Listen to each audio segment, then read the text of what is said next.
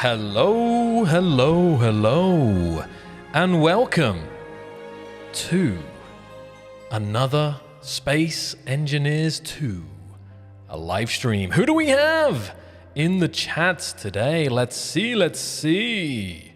I am once again joined by Aaron. Hello. Hello. How are you all doing? Welcome. Oh, it's lovely to see you. We're back. Another Friday night. Another week has passed. Let us see who we got in the chat. I see a lot. I see Evenstar. I see Poison. Charles. I see Arthur. Degonius. Keith. Brian. Wow. And many, many more. So, it's It's going to be a good one, isn't it? We've got some exciting stuff lined up. Really exciting stuff, Joel, haven't we?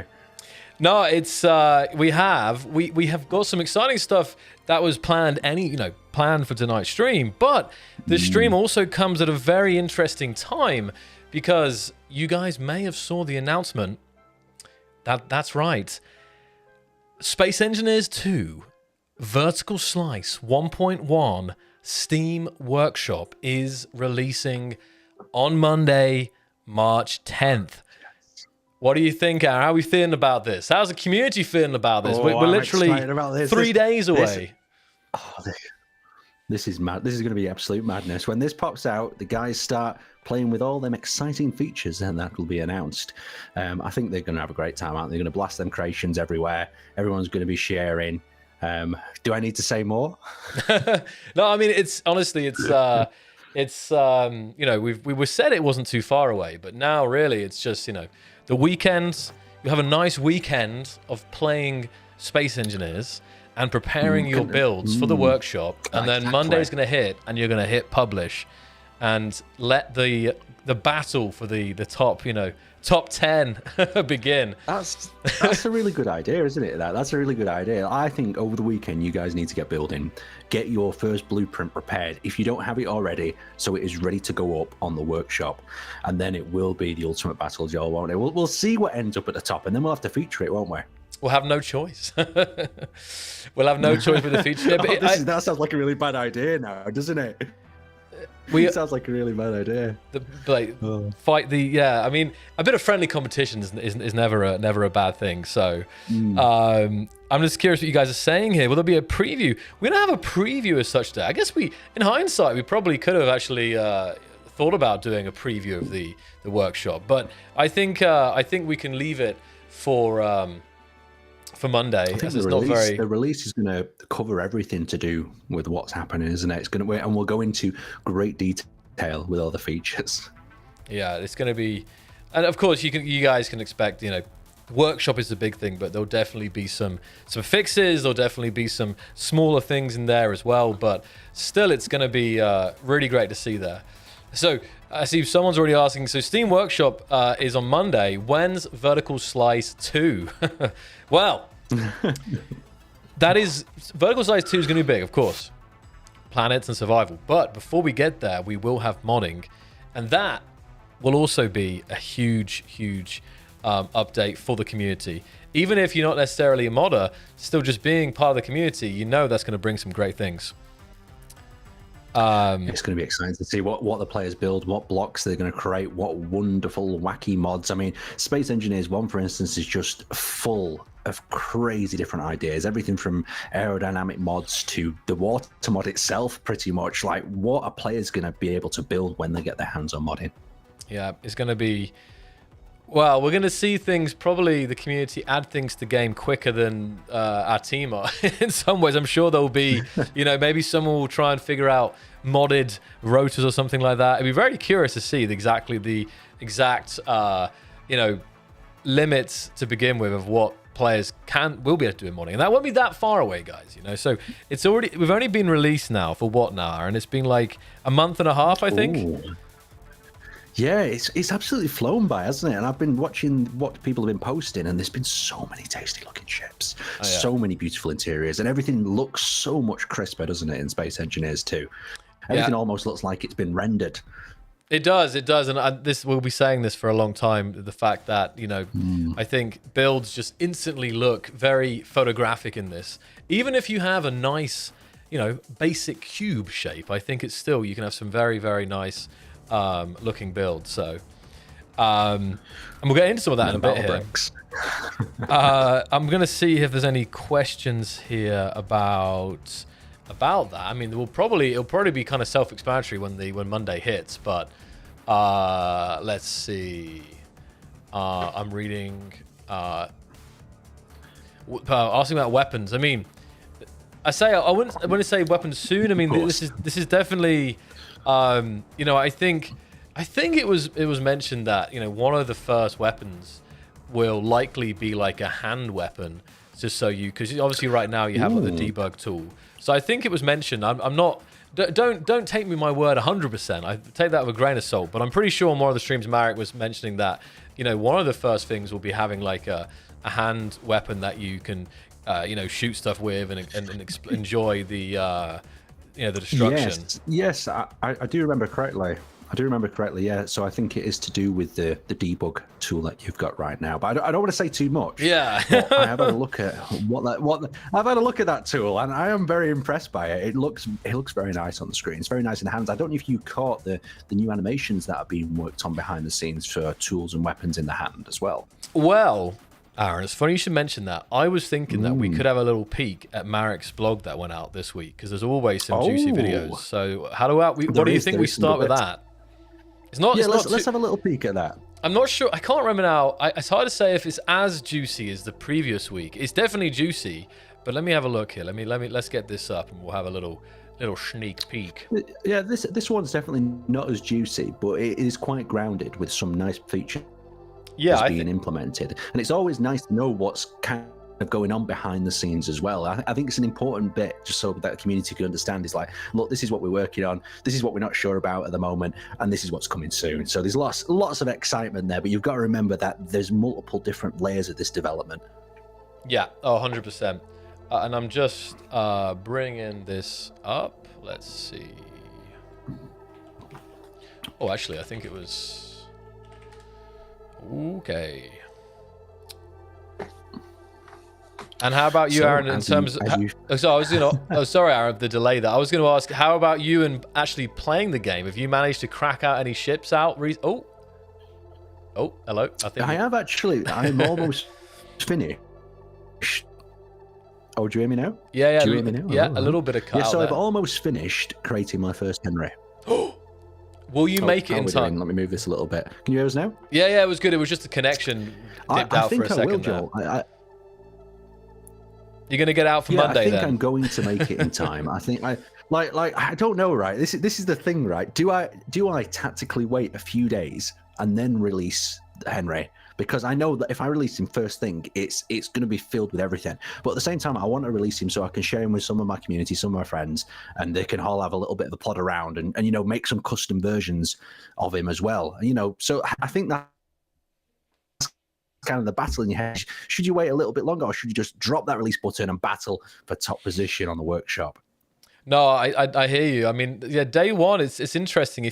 Unless you're like the very first to get onto the workshop, so you can really beat the crowds. I think it's a lot of competition day one for sure, but definitely keep it up and see if you can. I mean, it doesn't look like I'm unless this weekend. Actually, maybe Saturday or Sunday, maybe I could build finally my first SE2 ship and have it ready to go. Your first real one. The first real one. The first real one. The modules. Exactly. What excited about this as well, there is going to be some keen developer ships there on the Steam Workshop for you guys as well to have a play out with. So you'll be able to download them for yourself. You could be able to have an experiment. If you're not such a keen builder, if you're not such a keen builder, you'll be able to have a little bit experiment with them, build, attach the modules together, and just basically have a little bit of fun straight out the gate with them pre-assembled workshop builds as well. Yeah, definitely. I mean, I know since the game released, you know, people have been asking to kind of get their hands on some of the ships and the trailers, and they've all been kind of locked behind closed doors, but they will be coming. So that's definitely something you guys, even if, you know, everyone will be uploading their builds, but we'll have an official Keen Software House workshop page as well, so you guys can get all that stuff. But also as the as the game develops and there's especially more trailers and so on, that'll be a continued source of awesome ships from our internal designers. Oh yeah, I'll actually saying that I'll drop a little bit of a sneak here. Our internal ships have actually gone into such detail where they've got an actual little bit of history and description to them now. Ooh, lore. I had a peek through a little bit of lore. I had a peek through some of the files, and they had some lovely descriptions created by the developers of what the ship was about, a little bit of its background, and I think that's really nice. It's nice to set up a ship, in the universe, and I hope when you guys are building as well, you're thinking about the lore that your ship has as you're building, and what it's all about, or what it would do out there as it's exploring the universe. Yeah, no, definitely. I mean, some people put a lot of effort into their descriptions and their lore, and they even have images and stuff embedded into the workshop page. I know some people who have spent I want to say half as long on the workshop page presentation than the actual build. If it's a smaller kind of compact, I've seen a lot of let me ask you guys, how long have you spent on a workshop page? Not actually the build, but just preparing it, nice video, nice trailers, nice, imagery, nice lore, backstory, specs, all of it. I'm really curious. You're saying that. What I really like to see is when somebody does a dissected diagram of the ship, they cut it in half, and they show the different floors and what's on the different floors. When I see that on a Steam Workshop thing, I'm there staring at it oh, look at this, and then they've put little tags on, laundry room, reactor room, and that's just really cool to look at. I like that. I like a little bit of a ship dissection, but I also really like it. When people put signs in their ship. When you're exploring a new person's ship, right, you just get totally lost. But when there's signs up there, then absolutely lovely. Unless they're under attack, and then maybe you need a button to turn them signs off. So you don't direct straight to the bridge. That's so true. It's and I actually haven't even. Again, it's been a while since I even got to that kind of stage myself. But no, I'm sure that people can relate to that. Too long, 1 minute. Take my time. Too long, as long as it takes to upload. Only 5 minutes, but some good graphics are awesome. Yeah, definitely. Having something really catchy for the thumbnail was a big difference. Just taking a screenshot in the game might not be enough, but adding some kind of cool branding or text to it, that can really make it pop when it's at the top of the workshop there. So that's definitely true. You could always maybe leak your secret editing technique to get them even crispier shots, Joel. Oh, well, I mean, probably today I can jump into the game and remind. Should you tell anyone about that? Remind of the hacks that I deploy. Exactly. Yes, I can. It's always, I mean, I think I did it in the last stream. It's a very good tip for making, ships look super cinematic and really pop out of the thumbnail. So yeah, it looks super good on the still shots, but when you're using that different POV on moving shots, it sometimes doesn't look quite as good. It can be a bit trippy. It's a really nice way of. I can't wait till we see more cinematics in SE2 and just see what the community are going to be making. And what sort of missions they'll go on, what sort of ships they'll build, what sort of asteroid base is another thing I'm working on, Joel. In the background, I've got this little asteroid that I've cut open, and I'm starting to fill it with a base and shipping docks and some cabins. So maybe that'll get finished, and we'll put that on the workshop. We'll see. That sounds awesome. That sounds really cool. That's another thing. Yeah, actually, it's one thing ships. What I haven't looked at yet. I'm talking even just in game. Is actually some stations, be it just floating stations, or be it asteroid bases. I haven't seen that many yet. I'm sure they exist, and I'm sure people have been hard at work. It's not something that I've already seen yet. So that's something I'm really looking forward to, because I have always loved the aesthetic of an asteroid base. Even though many people say, oh, it's better to have a mobile base, it's better to have even a station that can move around.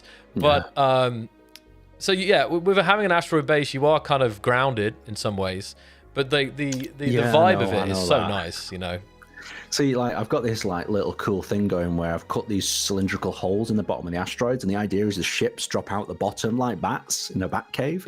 So they've got like these, yeah. So I feel like it's something that we've done ages ago in the past, but it's just something fun, isn't it? And when you're there building by yourself, hours go by sometimes, and then you realise that you built like 2 areas, and you've spent so long with it detailing cube, making it look perfect. Like I feel like I did this like bathroom area, and I've done like 20 iterations of the sink and the toilet combination, and then tried to get the toilet roll holder correct. And it took me for ages, so much that I went down, had tea, and came back up and tried to finish it.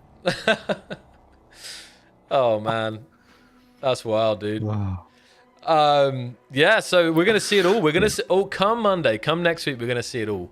So Aaron, I've got Marek's recent blog up here, so we can have a little sneak peek. It's not that long, but I definitely want to show the community what was showcased there. And let's have a little look. Okay, I'm gonna do this. Perfect. Right.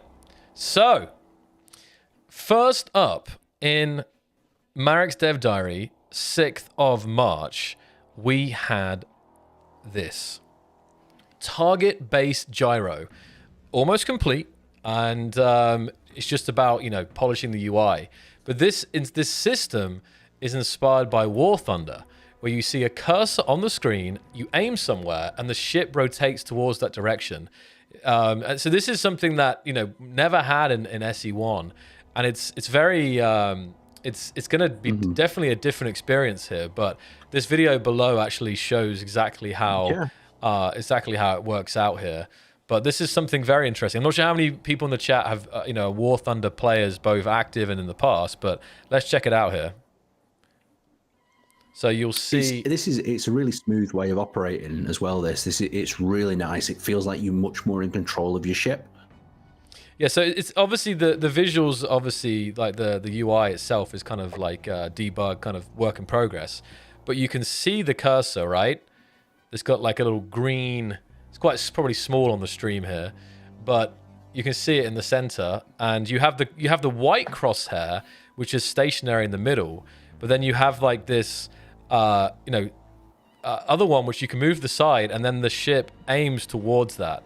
So, but the other thing here is have a look at that camera perspective as he flies through that blue ship. Yeah. Now watch what the camera does as well. Like that is another thing. Like understanding the camera around the character, so it's much smoother as it engages with the blocks. Because there's nothing worse than the camera clipping into things. No. It's trying to get into the right position for the player to keep that atmospheric feel of third person. And I think that's gonna be crucial. It looks so good here. Like we'll see it again. Like look, it moves down automatically.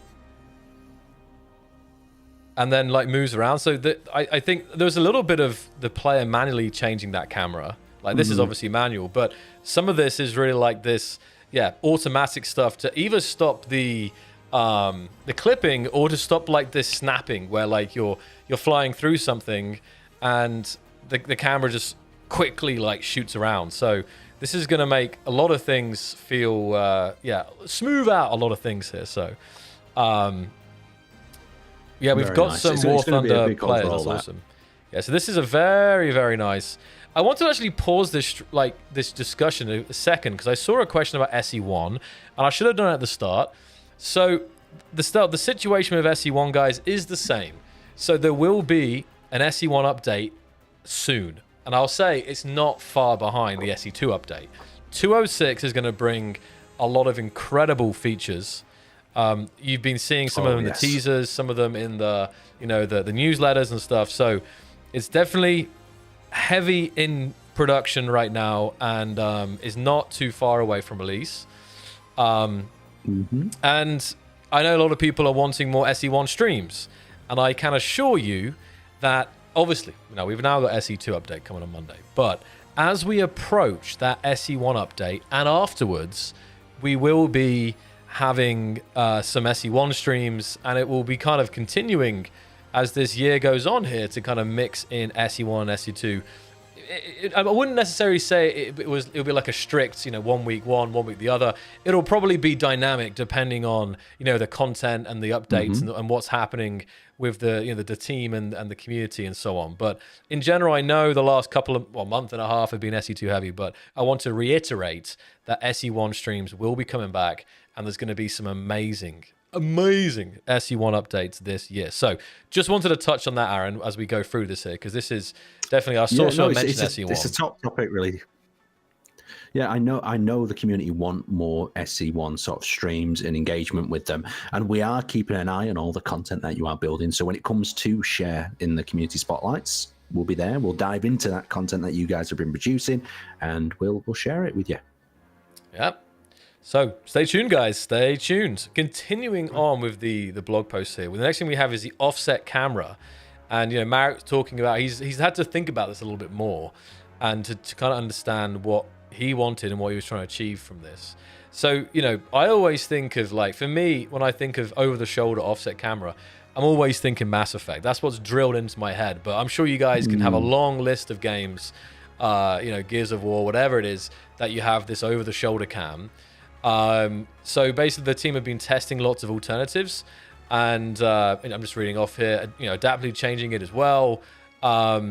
And they basically decided that the simplest version, 20 centimeters offset to the right, feels good, provides better visibility, shows the character from the side angle, which creates more connected feeling, and prevents you from hitting walls when running. So it just needs some polish, and this is obviously going to be for 1.2, so not the next update, but the one after that. So what are your thoughts on this, Aaron?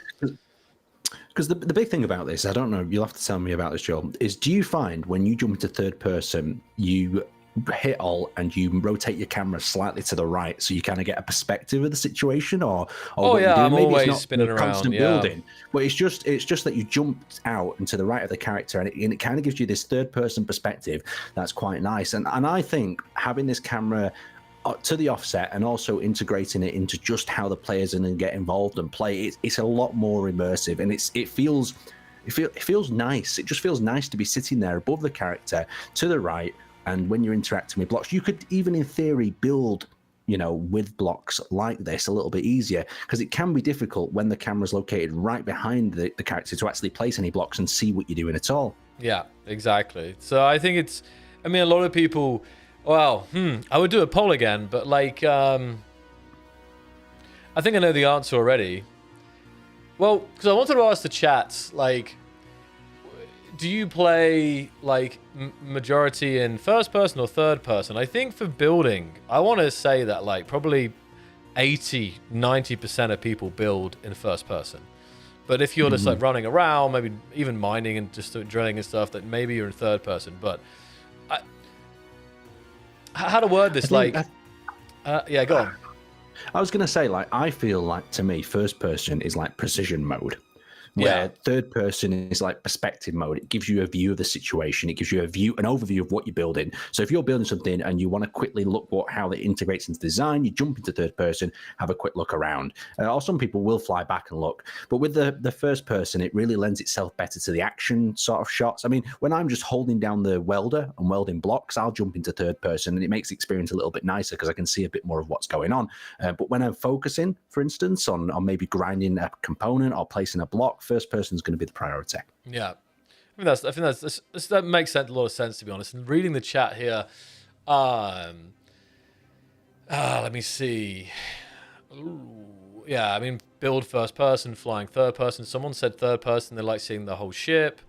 Because it comes back as well to like when people are fighting as well on foot. This is going to open some new interesting degrees of fighting with this perspective as well, because the camera will be like almost over your shoulder. It'll be interesting to see when weapons are introduced in the player's hand, is just how they'll fight with them in this perspective. Because I mean, this is thinking even further down the road, is would we then, people be peeking around corners to the right? Would they be jumping out? Like how does this camera affect gameplay and later on PvP sort of experience?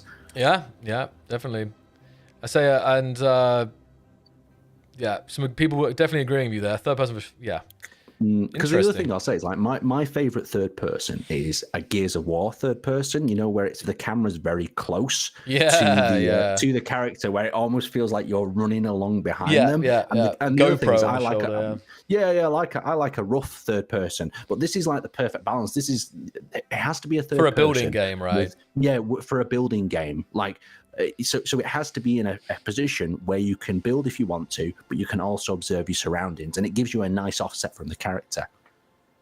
Yeah, no, this is, I mean, we'll see. Like, this is how it is right now, and there's actually, you know, in the debug, you can play around with it, and I think based on player feedback, I think this is the kind of thing that could be either customizable. It could be, you know, we could change it based on player feedback, because I'm pretty sure there's games, I could be wrong here, where you can actually adjust like the offset. Correct me if I'm wrong, but I feel like I've seen that in some settings before. Yeah, there is like it's one of them things where I have like a particular taste in games, and I'm thinking like Gears of War and I'm thinking Rainbow Six, but like the things that you do in them games, you won't be doing the same here in Space Engineers. So it needs its kind of own, you know, sort of its own third person, its own flavor of third person.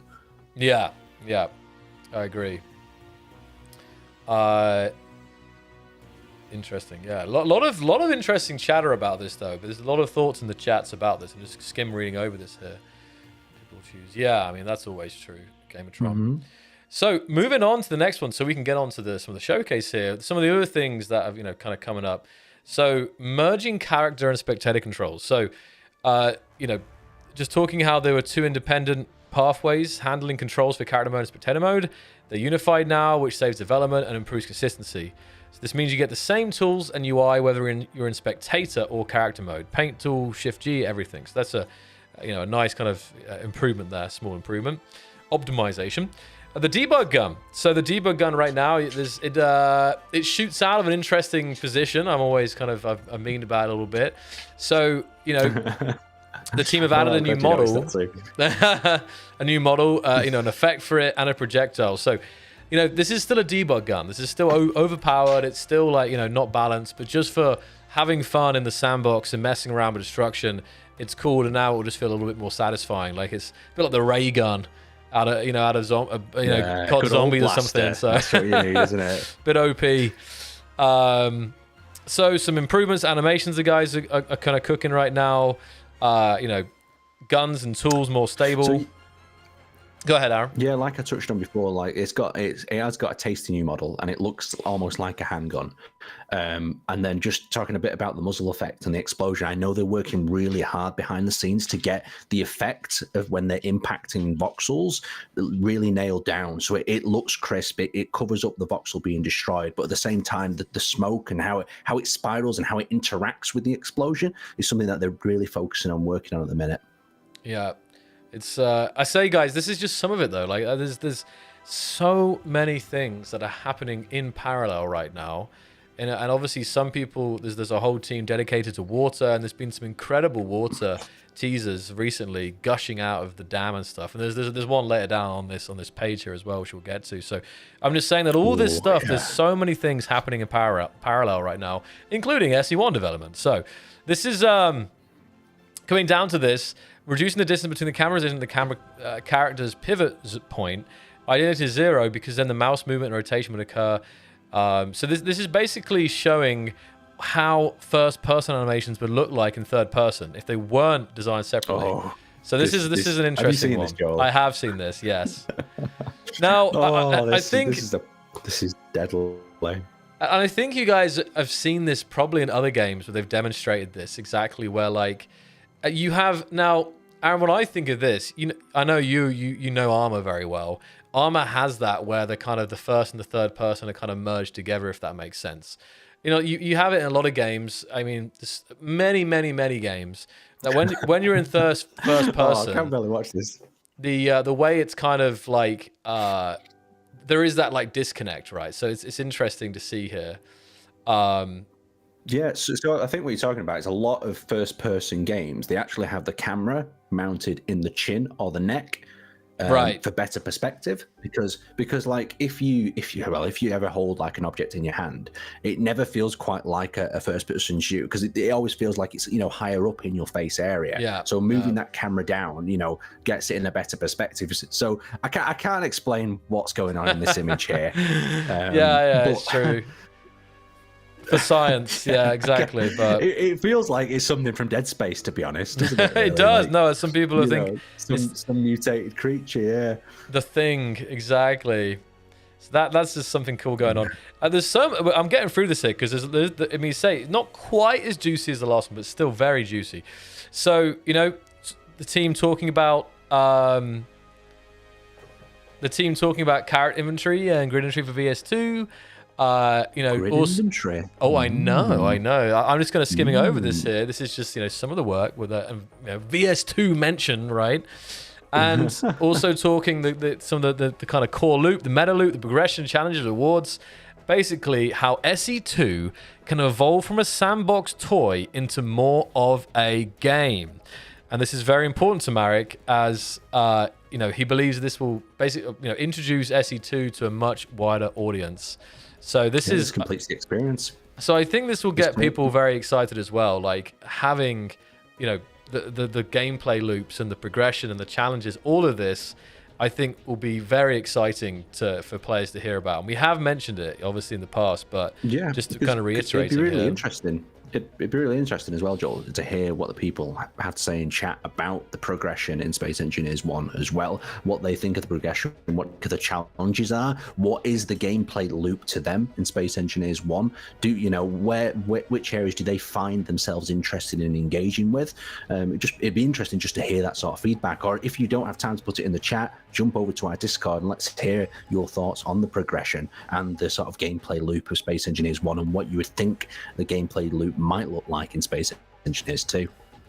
No, that's true. I mean, you guys are welcome to leave, you know, any thoughts, you know, general thoughts on this in the chat here. You know, I guess about, you know, how is progression and the kind of gameplay loop for you guys in SE1 now? And obviously that has even been expanded upon over the years, especially with Contact. You know, there's been having some more end game blocks and stuff like that. And actually, again, some of the upcoming updates are also going to be very interesting, I think, for, you know, also affecting SE1's gameplay loop. But I guess, you know, the thoughts being how it is in SE1, but then, you know, what you'd want from SE2, if that makes sense.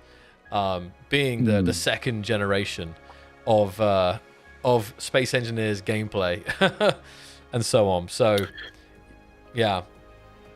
You know, it's definitely a really interesting topic to have a think about progression as well, because at the end of the day, you are building ships, you are building your own tools for progression in a way, if you think about it. So having a game progress and feel naturally while the player builds their own gear and equipment is always something that's fascinated me quite a bit. It's not like we're giving them a standard tool set and then off they go. The player can create whatever they want as long as they've got the resources. Yeah. So having a progression and a gameplay loop that engages them with whatever stage that player is actually really fascinating to me. Well, yeah, no, there's definitely been a lot of discussions about it over the years, and I'm just seeing some come in now as well. Let's see, more progression. Because lots of other games they have different sorts of progression in terms of like a tech tree or progression by unlocking and damaging, you know, different blocks. I mean, the current progression in SE1 is very similar, where you'll grind away at a block and you'll unlock the tech to it. But there's lots of different ways of doing it, and there's lots of different ways to engage the player and get them looking for the components. So yeah, it's interesting, definitely interesting. Did you have a read? Well, there's one here. Mola Kamir says gameplay would be enriched by having more extensive module system as opposed to progression style blocks, i.e. basic refinery, prototech refinery, being modified by modules where the different modules unlock ore types that refine, and the difference between refinery types being base stats and modules. So I think, like, you know, there obviously are modules for refineries and so on, but these tend to be, you know, efficiency and kind of gone blank. Efficiency and the, like, not harvest. I forgot the word for it. I've gone blank. Yeah, What's the other one? I know exactly what you're talking about. Efficiency module and is it speed? Is it speed? Is it there's a speed? The speed one? Are we talking it's the about one the that same? The efficiency does. maybe I've completely blank. Someone would See, tell I me. always Yield, have thank you. The yield. That's it. Yeah, The yield there you module. go. Yeah, yield and efficiency. Yeah, exactly. Thank you guys. Appreciate that. Yeah. So because I know a lot of people have really wanted to try and introduce them as part of the progression, you know, into the refineries, and I hear a lot about that from the community. I hear a lot of people talking about the prototech blocks and how they could be introduced into the progression loop, and then I hear a lot of people wanting an area where they can go and battle, and then they can get resources and bring them back, and having resources that deplete, so they're always in this constant battle cycle. And there's so many different ideas from the community in terms of gameplay loop progression. It's just really exciting to have it engage with, really. yeah, and I'm getting called out here, Aaron. People say, when was the last time you two played survival? Well, actually, I played survival relatively recently, but it was pretty highly modded, and I was a little bit carried, to say the least. But me and Aaron have talked about it, actually. It's funny you should say that, guys. Yeah. We fancied having a little crack at survival, didn't we? Yeah. The thing is, we're both really rusty at survival. Like last time I played, it must have been only a few weeks ago. I was playing with another player who'd been playing non-stop pretty much, and they were like, "Aaron, you know you can do this now." And I said, "Yeah, I know I can do that, but I've played this way so long now, I'm a bit stuck. You know, it's like it doesn't come to me like getting." You know, all the build planners and all that stuff, and it's really helpful. But for some reason, Aaron doesn't use the build planner, and he takes extra time when he's building. No, I know exactly that. I know exactly that thing. I'm still playing survival like it's 2015. You know, like like some of these things that came in the following years, and you know, on the release. Like it's true. Some of the newer mechanics in the game that make it faster and stuff. Like I'm like never really picked up, if that makes sense. So that is true. Because another reason why I haven't used the build planner is I'm so used to building a printer now. Like, I don't know about you guys in the chat, but one of the first things that it comes to my mind after I've got power and I've got a base going is I get a printer operational. And once that printer's operational, then it'll just print out ships. And that's kind of my gameplay loop: is get to a printer, print off ships. And then survive battle, and then destroy, print off again, and then you're just in an endless cycle of feeding your printer with the next design. Easy. Then you're just cooking. Just plug it in. Exactly. So that's that. I mean, it's good that you're building printers. I mean, even that's like, it might not be the build planner, but even that's obviously a way to engineer and make things way more efficient here. We definitely need to do a stream on printers sometimes, because I've seen some janky printers, people using all sorts of wheels and contraptions to try and print and pull things off or pull things out of other ships with. That's definitely a subject for another day. It'll happen. I actually see, it's funny, Aaron, the next section here is Chupo saying, "I want modding," was the message. And VS 1.5, as we already said, will introduce modding. The VRage Hub and VRage Editor, enabling creators to make new blocks, textures, and skyboxes, will soon begin workflow testing with a closed testing group. Our goal is to streamline the process, making it easy and especially fast. To add new content SE2. So it is coming, guys. It's one of the next kind of bigger updates after the workshop on Monday will be modding. So that's definitely, keep an eye out for that. And finally here, I think we have water, and there's a really this image is zoomed in, but the team is addressing some cool challenges, making water cells. So basically having them 25 centimeters, so you know the water can flow through the smallest block size, if that makes sense. Yeah, you can have little leaks, tiny little leaks. Oh man, it's going to be it's going to be fun to find all those. And you can kind of see this. Interesting though. You have a battle, and your ship's slightly below the waterline, and then it punches a hole in, and then you're running down below trying to plug it with another block before your ship sinks. We need like a cork block, you know. The pumps. Yeah. We need like a cork block. You can just jam a cork block inside of it. But also talking about some of the visual improvements here. So you can't. It's not the best quality screen image here because I've very enhanced it, but you should be able to see the difference on the left. before and the right after, you can see this second layer of low frequency, long wavelength waves to make it look, because I mean this looks great. Like this looks like a legit cave here. So you can see the ripples. Yes. You can see the proper ripples in the water now. Like before, it looked almost too smooth. It looked too calm. I mean, you might get it right. It'd be curious because you can get, if the water's like there's no wind or any kind of, it could be undisturbed water, so it could have a very glassy effect. But I think like, go on. Yeah, I was going to say, I think it's to do with, you see how the waves on that left shot look much larger, because there's something that, have you ever seen like a model boat in the water, and then you realize the waves look too big, because there's a big factor in all this about scaling the waves, to the scale of the character and the world around it as well. So the waves actually make sense. Like I might be just talking complete upper rubbish here, but that to me looks like the way the waves have been scaled. No, it's I know there's I even myself have so many questions about water and how it's gonna play out come VS3, but we've already seen in some of the some of the like debug menus, developer menus, like there's a lot of things you can do to water. You can change the kind of the waves and stuff. So I mean there's still kind of outstanding questions. Be it the initial release or later in the line, will there be, who knows, storms or things that basically could create bigger waves? Hottest question. Are you ready for the hottest question that I've seen the community ask? Is, will I be able to drain a planet? Will I be able to drain a planet?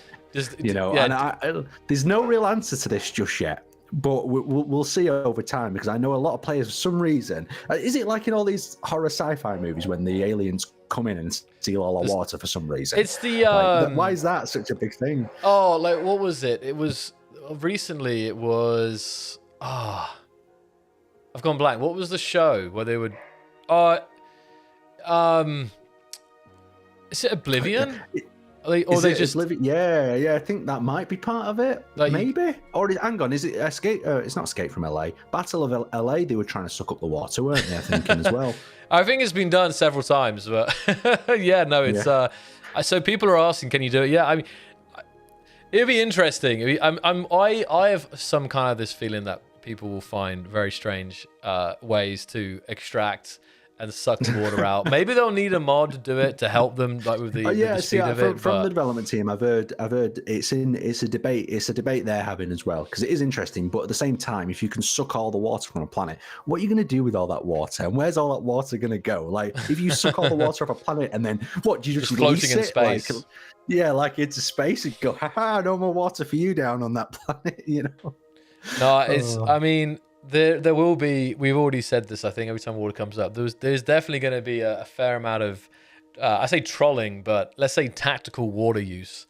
By players against their enemies, maybe friends too, just to bother them. I was going to say, only if you had Far Cry style fire ray, then you could dump some water on it. That would, well, I mean, never say never. I mean, Marek hinted at different kinds of fluids, and the word volcanoes was mentioned. So with volcanoes, kind of comes heat and burning. Talking into a flamethrower. Exactly. Let's make it happen. Yeah. So tactical water sports. Yeah.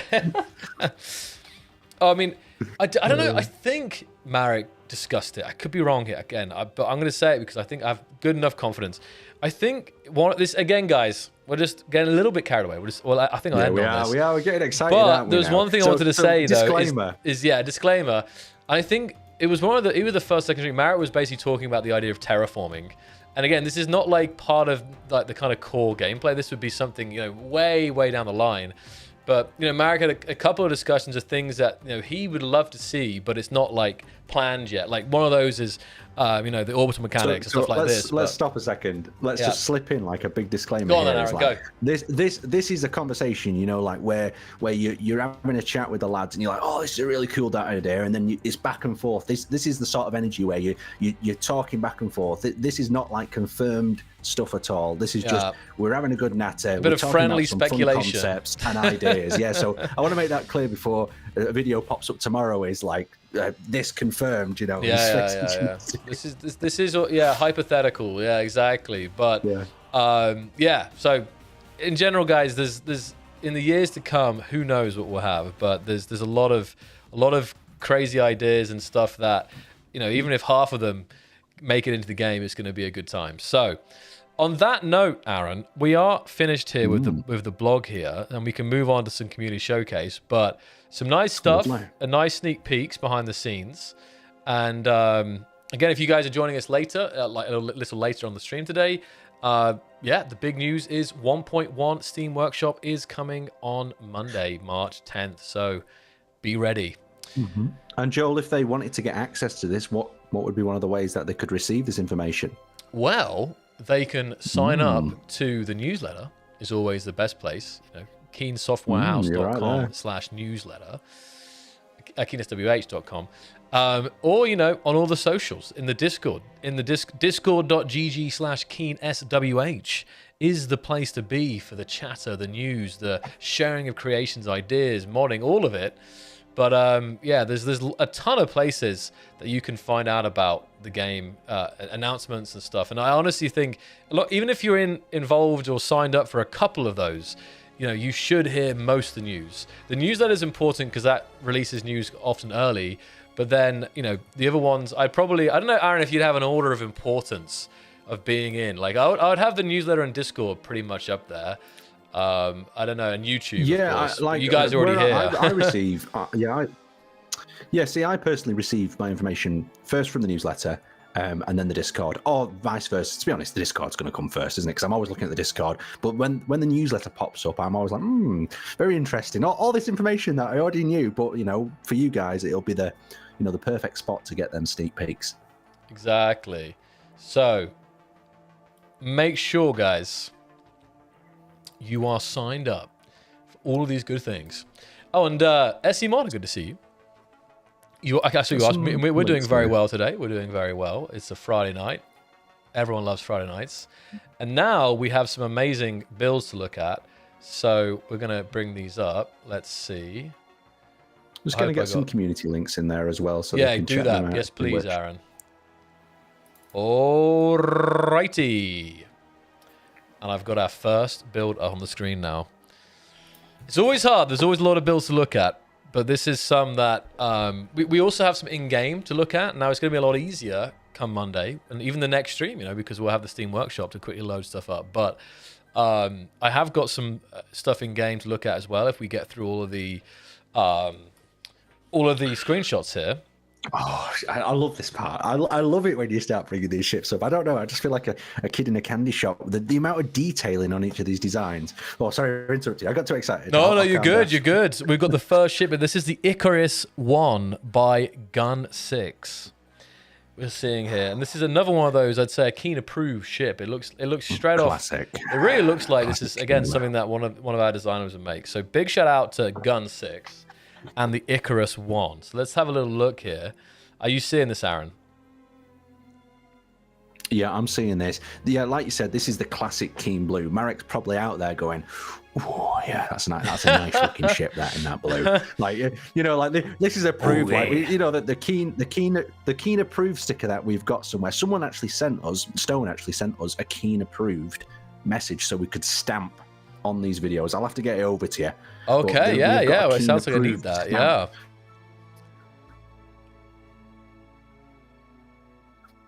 Sorry, pictures mid sentence of me like this. I know you disconnected for a second there. I like how it's staggered. This is nice. I like how it's staggered. Looking at this, I thought this was because it's kind of got like it looks like a bridge, but I think it's like a rear observation deck. Well, I love the thrusters, the way they're and the lighting as well. You know how I feel about the underside. Yeah, is this a front back ship then? It's definitely the back. No, this is definitely the back. It's definitely the back. Like if I go back here, that's the front for sure. It just has like a rear observation deck. Yeah, it's the traditional looking ship. It's like the classic design, isn't it, with the staggered engine bay? It's beautiful. That little door on the back's nice as well, like a little docking port at the rear there, where you could dock a fighter of some kind. Yeah, and it's got the kind of hazard stripes around. I wonder if we got any closer up here. Let's see what they sent in. But would this picture get that your looks approval as sorry. well, Joel? It would. Yes, it would. Sorry, I'm already ahead, Aaron. You have to catch up here. I'm going to wait for you. Yeah, This looks, again, the lighting looks so good, and they've got the heavy armor mix in there as well. Look at that. All right, I'll wait for you to react too. You seeing it? Hold on, I'm catching up. I checked the stream to see where I was up to, and then I hit all the buttons, didn't I? So I fully keyboard rolled. So you just crack on, and I'll. Oh yeah, I'm at the side now. Here we them go. Little windows. Look at that. So nice. That's tasty. I like them little. Do you see the fake thruster at the bottom though, on the left? Like, yeah, with the lighting. I'm quite used to that from SE1, but the fake thruster, the little antenna array, the detailing, them rivet blocks. People are loving the rivets, aren't they? I like some rivets too. It does feel very shippy, and they create them extra bits of contrast within the design itself. And what I also like is these windows, the top of the ship. They're kind of like the slit windows, and I wonder. I'm assuming they're using like block cutouts, and then they have glass behind that to kind of create. Because one of the things that we've discussed, I think, almost every stream is how I know I would love to see it, and the community would love to see more window blocks. Right? We have these big panes, which is useful, but having some more 50 centimeter, be it 50 by 150 or whatever it would be, so you can kind of have these kind of portholes or just like little lookouts rather than the big panes. But they've achieved it on that upper section, I think, just by kind of covering the outside of the window with arm blocks there. So very nice. I do like that hue around the thrusters though. Like, I mean, this is just the thruster model and the sort of animation of it, but like that little bluish glow is so pretty and so atmospheric. Like, I can't tell if the glow from that thruster is lighting up the side of the armor there, or is that something they've done with the actual lighting. I'm talking about the real thruster up there on the top. I can also, I like the atmospheric glow of a thruster. There's something about it, and it's really nice. And this is where the lighting comes in so well, and it just the reflections off of the ship's hull. It's just stunning. So we have an interior picture here, which I think looks to me like a hangar. Again, a lot of heavy armor. They've also got kind of pipes in the walls, and on the ceiling they have like this. I guess like they've kind of created this kind of grill effect with. That's actually a lot of blocks. It's like they're all those columns, the 25 centimeter columns, like lined up there. So the PCU is climbing. The PCU is climbing, exactly. It's all really nicely reinforced. I love the flooring. I always like it when people take time to paint a bit of a hazard marking. I wonder if this is going to be some sort of hangar, or the top of the door is actually supposed to be, in the future, some sort of hangar door that'll open up. We need hangar doors, that's going to be so good. There's nothing more. There's not many things in SC more satisfying than a hangar door, than a big open, hangar door, a ramp, stuff like that. Oh wow! Sorry, I was skipping a little bit around. The next image looks like it's kind of like the. I love how they've got some hedges there, Aaron. You seeing that? They've got some greenery. I did. You sneaked it forward and snuck me back in the preview. But I saw that next room and I was like, "Wow, this is a really well done." Have you seen the little picture they've got faked on the wall in the background? Oh yeah, there it is. You see on the wall near the astronaut. Yeah. They've got they've made like a background picture, and then they've got the little tree that looks like a rocket, some blocks on there. Yeah, this is lovely. Like, the detailing that 25 centimeter cube can do will bring these interiors to life. It's going to make it. It's almost like, interiors now have more function, furniture options. Sorry, that's the word I'm looking for. Well, especially when you mix these in, because with time there will be more interior blocks, guys, like interactable. Like we saw the Gear Forge recently, right? And the Gear Forge is a very detailed block, but it can be like embellished, I guess, by the 25 centimeter grid system and lights and all the other smaller blocks. So I think people won't be building entire interiors out of 25 centimeter grids in the future. They'll be mixing it in with pre-built blocks, but you can use these 25 centimeters to kind of customize it, if that makes sense. So yeah, I do. I think it'll be nice. The first thing comes to mind, I don't know if this is really bad, but like having a battle inside here, and things getting ripped apart and smashed up. I mean, especially with that heavy armor in there. I mean, the outer walls will take a lot of damage. But I'm fascinated to see when we have a battle in these places with the fragmenting blocks, is number one, how people design the ships around these blocks, and then number two, how the ships look like after a battle. No, it's going to be. I don't know when we'll start. Obviously, there's a couple of things we need. Obviously, you know, multiplayer will be a big one. People ask about multiplayer. Again, guys, it's very hard to give an exact ETA multiplayer, but definitely, me and Aaron, you know, both spent a lot of our time playing Space Engineers in multiplayer, so completely recognize the importance of that update. Because the other thing is in the early days of SE1, like a lot of the early days were powered by my imagination. You know, I don't know about you, but like you would imagine a situation in the future, and now it's almost a reality for Space Engineers 1. But back when there was no multiplayer, there was no nothing, you were just building and putting blocks together. You were like, one day I'm going to use this ship in this scenario, and then eventually that day came. You got the ship out, and you're like, oh, this needs an overhaul completely. Yeah, no, yeah, definitely. It's I'm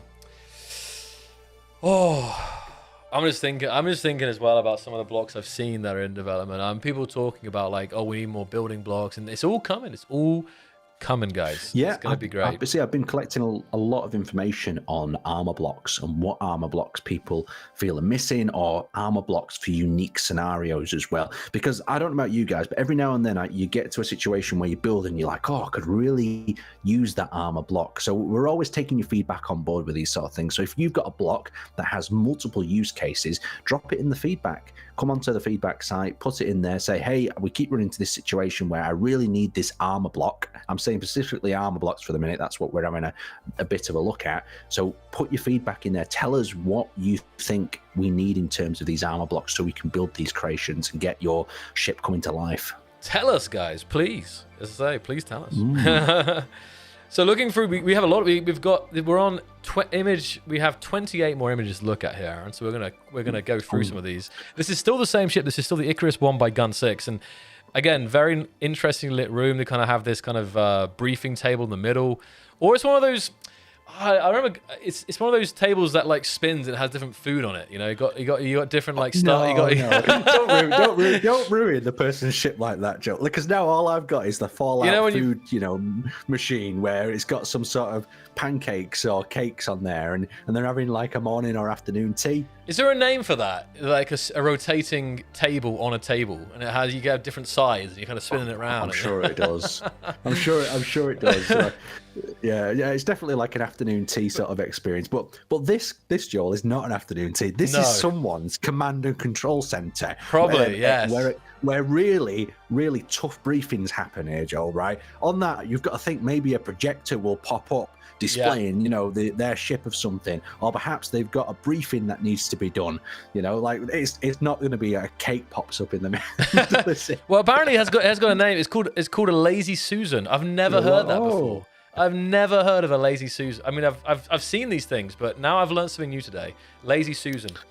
Wow. But they've also, I think it's like a crew quarters, because there's, I don't know if these, I thought there might be bunks in the background, but maybe they're shelves. Maybe I'm wrong. I'm not 100%.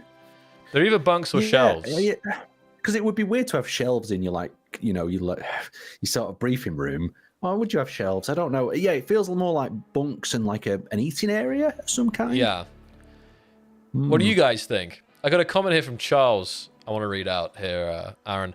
I want to thank Team Keen Software House. The new grid system and block placement is so powerful. Make building more intuitive and easy. So I'm pleased you're getting on with the new grid system, Charles. And yeah, I just saw that comment and wanted to give a thumbs up. So it's a stove. Oh, it's a it's a stove, maybe. Stove on the left-hand side with the button panels. I don't know. Maybe.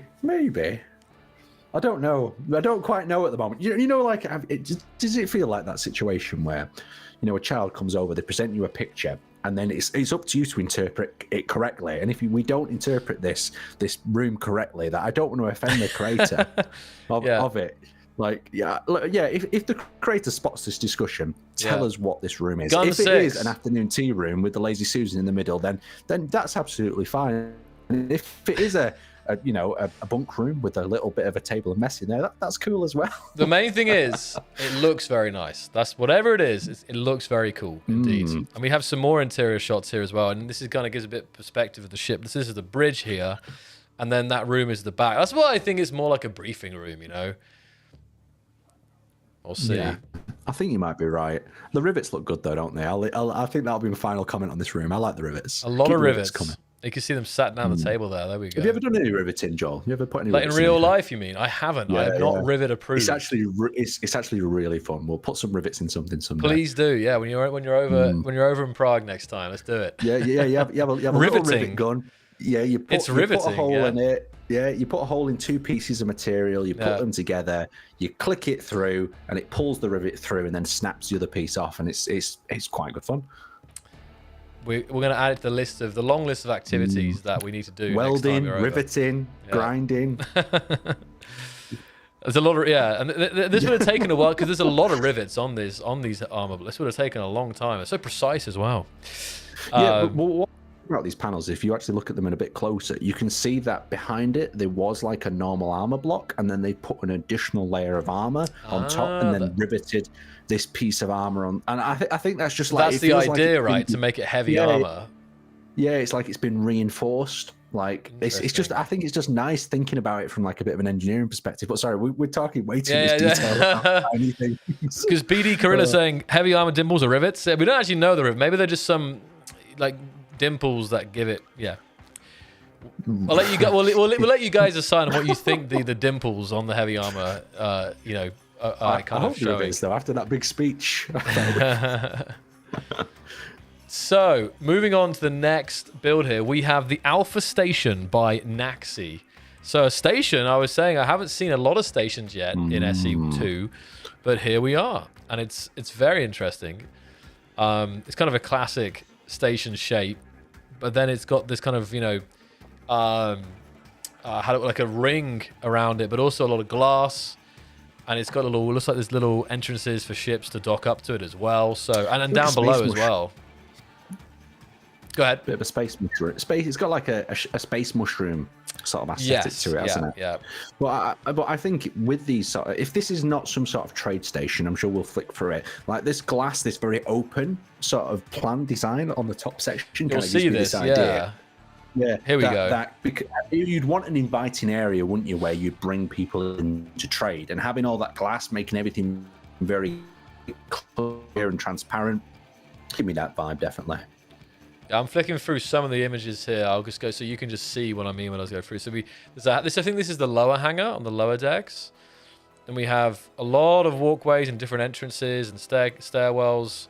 It looks so industrial inside though, doesn't it? It looks lovely. The color is very Iron Man inside Iron Man. Yeah, Iron Man. Yeah, with the golden red. So there's a hangar on the top as well. Oh, that shot though of looking down. Oh, this one. Yeah, it's the one where it's looking down into the various different floors. I could almost imagine an elevator in there with a ship. Imagine it just raising up through the floors, with different people walking around the station. That's just cool. The stairs look really nice though in yellow as well. Human NPCs when, Aaron? Well, a lot in the future. There's enough. Yeah, there's enough of them out there, isn't there? Bruh. So. This again, the Alpha Station by Naxi. So great to see, a station build here. So guys, please be sharing them stations on Monday as well. I'm going to pick up a pace a little bit here, unless you see. Unless you. No, get going. Let's get chatting and scrolling through because we haven't seen many stations. I'd like to see some more stations happen. The interiors for a station are very, very different in design and what we see. I wonder what the red and yellow door, the differences between them. They always leaves me so many questions. I'd love to just sit down with the creators every time we see one of these and go, "What's this for? What's that?" Because they would have all probably had some reason behind that design decision, if that makes sense. So, very cool. So thank you, Naxi. And next up, we've got Wolf Knights. Ultra sleek blue fighter, and look at this, Aaron. I'll let it load for a second here. I saw a quick flick of this one. Is this one of the ones I sent you through? Yes, sir. Or is this one that's got multiple build stages to it, or is this one just? No, I think that's complete. I think that's one of the later ones, I believe. But right, because this one's nice because it's a nice compact fighter with a little bit of the extra going on. It's got that little bit of spice with these would you call them like prongs, outriggers? What would you call them? I've always wondered. I've also changed. I don't have one specific word for this. prongs, spikes is a bit. We'll once again refer to the hive mind of the community to tell us what would you call these spikes, guys, on the ship on a build like that? Prongs, spikes, talons. I think we just need to fly through a few of these. We need to definitely fly through a few of these because we got so distracted with our off-topic rant earlier on, didn't we, about fancy features. I know all too well about that, Aaron. So we're good. We're good. It happens.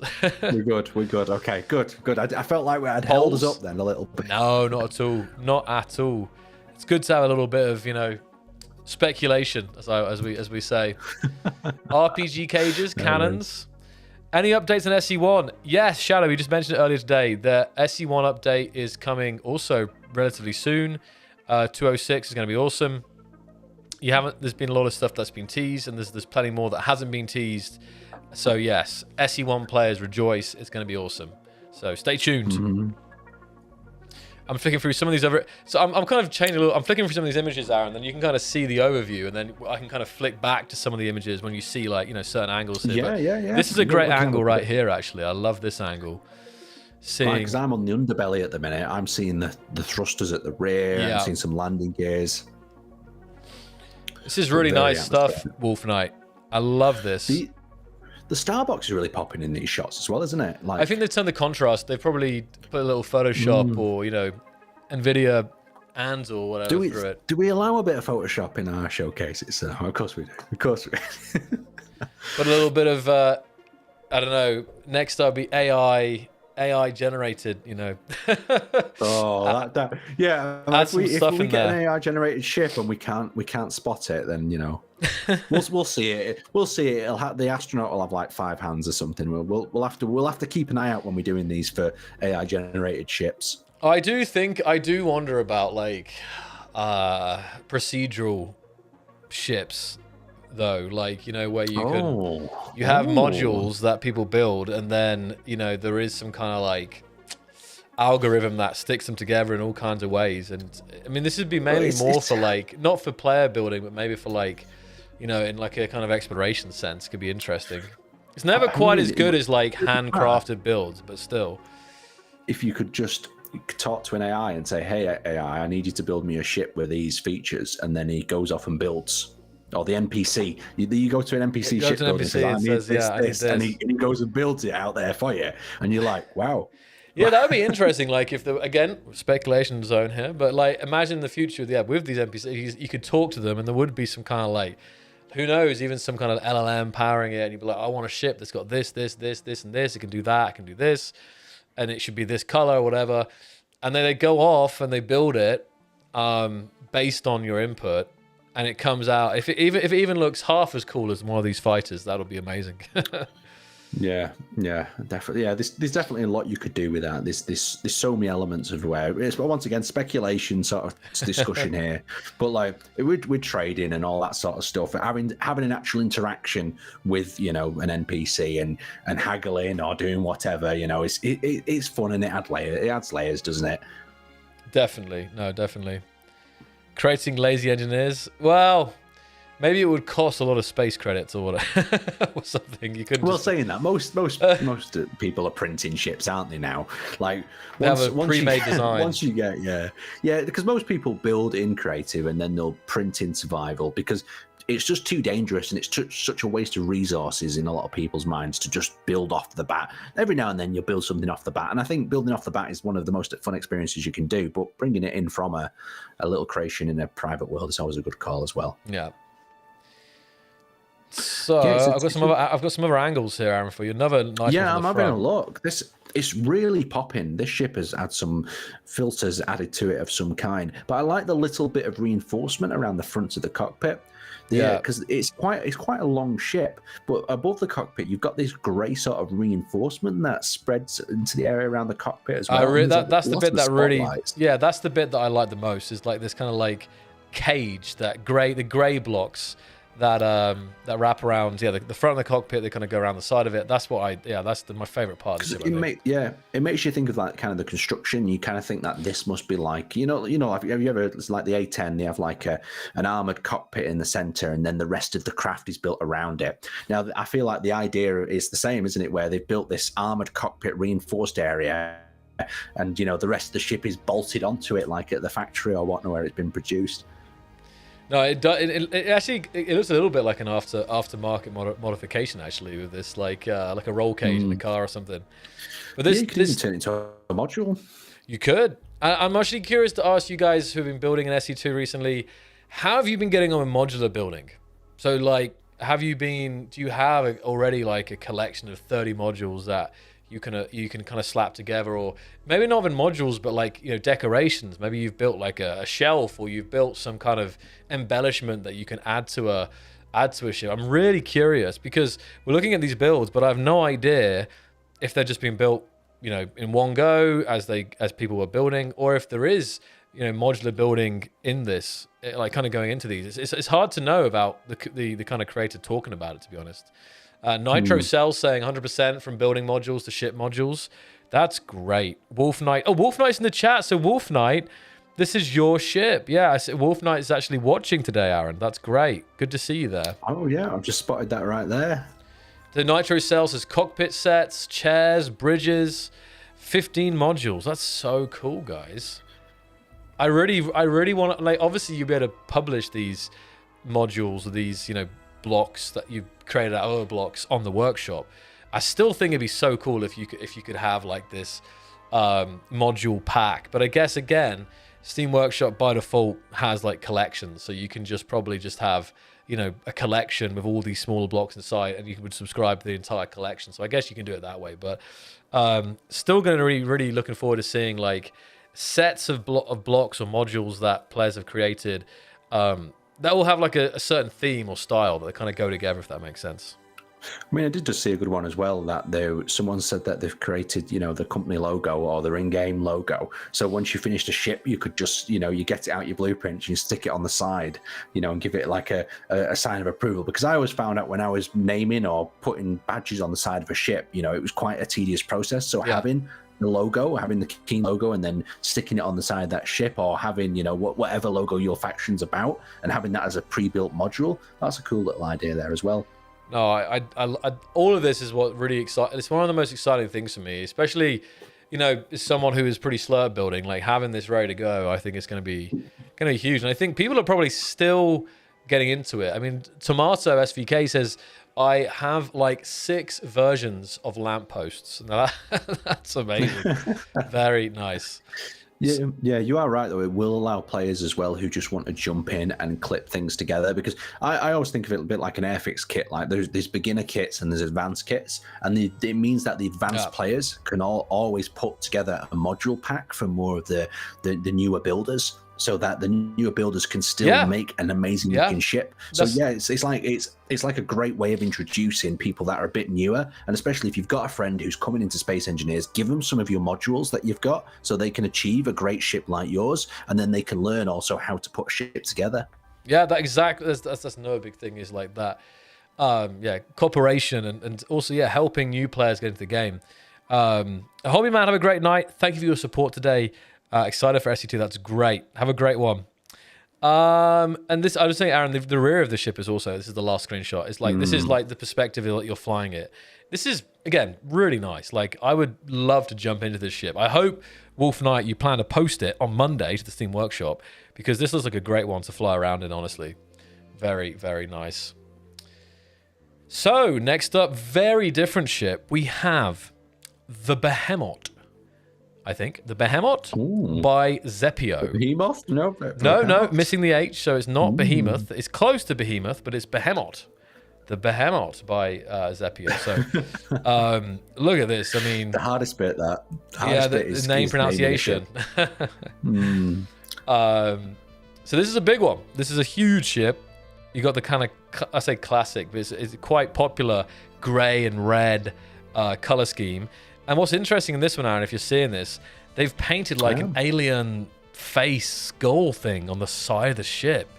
I'm assuming just I've out of just seen paint. that now. I didn't even notice. But that's cool, isn't it? Is it just paint? And is there any close-up? Can we enhance? Oh, the don't image? worry, we're getting closer here. Let's see. Okay, so this is slightly This different black angle. and red though. This black and red is very bad guy or pirate-esque, isn't it? Really. We always say it, I know, but I think there is reasons for that. Yeah, there's some nice shots here, right? I've just seen over the front. Do you see the turret that they've created? You'll see that. I've got a close up of the turret for sure. I just don't think I have a close up of the actual emblem, which is a shame because the emblem is really interesting. Loads of turrets. Yeah, let's see here as I'm going through this. This is really nice. I like turrets. I don't know. Is that like turrets on a ship? I don't know how effective they'd actually be. Like traditional battleship turrets on a ship, but they certainly look cool, don't they? Oh yes, especially and people are waiting for turrets, like already very much so. So they're already building them out of blocks. But turrets will come, guys. Turrets will come. But I've actually stopped on an interior shot of this build, Aaron. Kind of a big cargo, like a kind of stacked cargo area, but all the kind of this is industrial. It is, isn't it? With all the kind of scaffolding. Look at this. Fan-freaking-tastic. That's it, though. It's a combination of a few things. Like the colours, they've picked very industrial greys and blacks. Yeah. I mean, I think some of the greys are just part of the blocks, but then the actual trellis framing that they've made there, that's some intricate work. That's all that 25 centimetre blocks that they've used to sort of trellis it up to the ceiling and make it look supported. That's going to be a lot of time in detail in there alone. And then there's that tiny little railing you'll see at the bottom, so you can really get a sense of the scale, because these are giant car containers, aren't they? Massive, yeah, really big car containers. Yeah, very, very cool interior as well here. We've got, here we go. This is the one for Aaron. Close up of that turret. Now this again is you're waiting, but it's just it's amazing how they've created this. It looks super legit. Like it looks like it's like I would honestly believe this was going to ready to fire off some rounds. But you'll see this in a second, Aaron. I'm sure it's coming. The delay is there. There we go. Oh, so it's a triple barrel. There's some double barrels as well. I think if you look around the left, there's a mix of triple barrel and double barrel. Because there's a lot of detailing going on here. Because they've got like a little muzzle brake on the edge there, and they've got a little ribbon down the side, and they've also added spacing underneath there, so it looks like it is actually a turret. And it's not just stuck. Yeah, then it can actually exactly. It looks like it's got the ability to rotate and kind of pitch up and down. Mm-hmm. So yeah, very, very nice by Zepio here. Yeah, because I even like the little little tube they put on top of the barrel. Yeah, that would be aiding with the recoil or whatever there. Like it's the imagination of players and how they apply like things that they've seen from out in the world and then put them into their design. It's fascinating. It's lovely to see all these different flavors. Yeah, it's absolutely fantastic. And I think we actually have one more shot here. Like another shot from the side, and you can get a little bit of a closer look at the. I'd be really curious to see the paintwork that's been done to create that emblem. Because from this distance, it looks amazing. It really looks like it's just been, when like a decal. Close, is it going to be pixel art? Is it? Like, I would think so a little bit. I think it might be a little bit, but still. Yeah, bring in a banner or a design like that on your ship is cool. It's a bit. I always think it's cool and like a bit like showing off your brand, as you're floating around. No, I mean and I'm also curious the story behind it, because it's not just like a skull. It's like an alien face of 4 eyes. So it's pretty menacing, I have to admit. So I think Aaron, with the, as you said, with the color scheme and this kind of menacing emblem, it definitely seems like. We'll say, a faction that's not afraid of a fight, if that makes sense. Well, yeah, they're ready for a fight with all these turrets, definitely, aren't they? Yeah, for sure, for sure. Yeah, it's lovely. It's a lovely build. It's a nice example of a bigger, chunkier ship with some serious firepower, or some serious imagination firepower for the moment. Yeah, I know the chat's impressed as well by these builds. This is great. So yeah, the Behemoth by Zepio. So thank you for sending this in. We're on to our 2 last ships here today, Aaron. And the next one is featured in today's thumbnail, and I think we posted it. This is the Mantis Fighter by community moderator Dan2D3D. And what a stunner it is.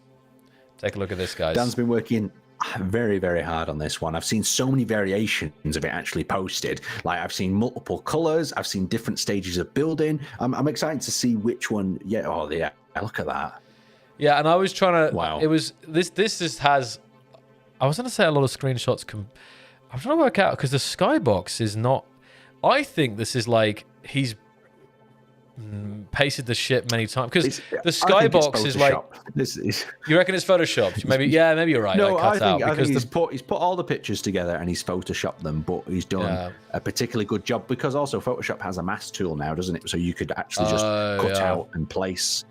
I'm placing all these, but this has got like a few different vibes there. Because I don't know about you, but that bridge has like quite a Star Wars-esque vibe. Would you dare say?